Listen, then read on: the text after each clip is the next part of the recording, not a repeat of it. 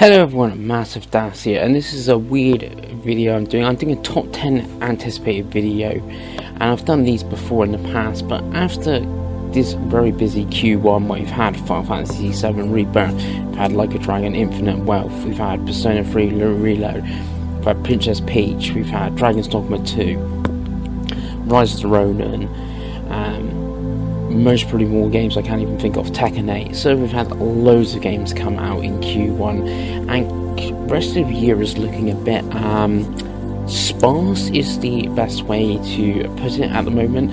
But obviously we've got some Game Fest to come up, there's a indie event coming up the end of April and stuff. So I've tried to do my top 10 anticipated games coming 2024, so I've got so there's no Kingdom Hearts 4 on here, there's no like Beyond Good and Evil 2 or something, because some of those games might not be able to come out and could be years and years away. So this is 2024 games. So we're going to start off with 3 games that have dates, and then 7 games that don't have dates.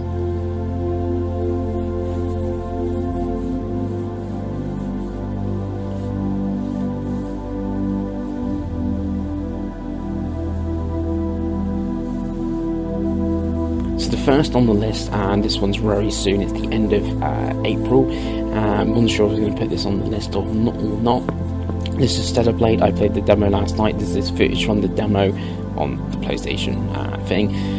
We'll talk about this especially on the podcast later, because me and Dave both played the demo. I liked it. It's one I'm looking forward to, which again is coming late April. Next is Endless Oceans Luminous. The only Switch sort of exclusive on here. I played the previous ones on Wii, mainly only the first one. Really enjoyed it. Is again a new Switch title coming this year, and it has a date. It's coming in May. So, like I said, a game with an actual date.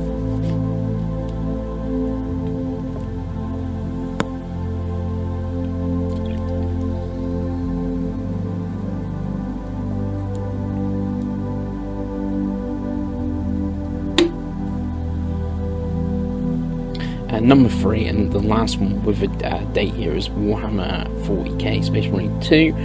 I never actually played the first one. I know it's a little bit of a cult classic, so people have been looking forward to this for a while. You know, Dave is really looking forward to this one.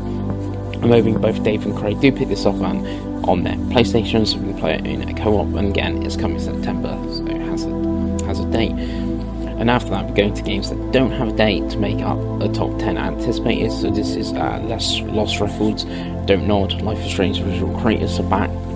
So it's going to be similar to the Life is Strange series, especially with Don't Nod don't have that IP anymore. It's still with Square Enix, which maybe Dead 9 do announce a new Life is Strange or something this year. But yeah, we've got this coming, so looking forward to this one.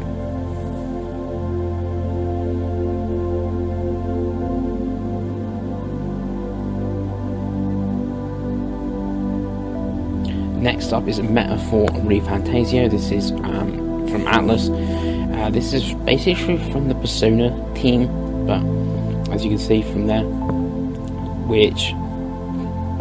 but this is more like fantasy than obviously them being in like modern day Japan or whatever, or the Shin Megami Tensei games. This looks very much more like a Persona title if it was fantasy with this combat, even though it does have some real-time combat as well. I think this is supposed to be coming like fall this year or something. I'm pretty sure it's even up for like you can pre-order it or wishlist it on like PlayStation Network and stuff now. Next is Moon Studios with No Rest for the Wicked. This actually sort of comes out April, so I could have put it in the release schedule, but that is the early access version on PC, where I will be, if I was to play it on PlayStation. It's also coming to Xbox as well, so consoles. So that sort of thing. It's a bit of like a Diablo Souls-like title, so it's not genres I normally play. Again, trying to find 10 games I'm looking forward to, and I like Ori thing. Next is Sonic Cross Shadow Generations. wasn't going to put remakes and remasters on this list. I was thinking Silent Hill 2 could have gone on here, and Beyond Good and Evil 20th Anniversary, but this I think is going to have quite a few bit of new content where you're playing as everyone's favourite Hedgehog and Shadow, and even hopping back to Shadow the Hedgehog game, so this should be cool. Hopefully it's decently priced, and say you don't want like 70 quid for it, hoping it's like a 40 quid remake remaster, but it's definitely one I'm looking forward to playing, because Generations is great on its own, let alone with new content as Shadow.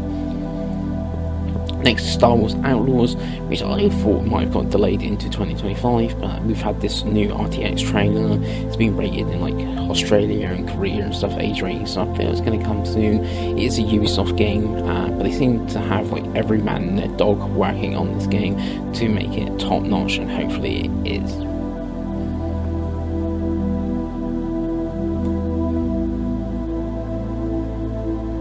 Next is the only sort of indie on this release. You have Donut are indie studio, like independent studios. So it's not the only one. It's Plucky Swire from Devolver. Looks really cool. The whole mechanics where you're in the 2D book and then you pop out and it's all 3D. It's really cool.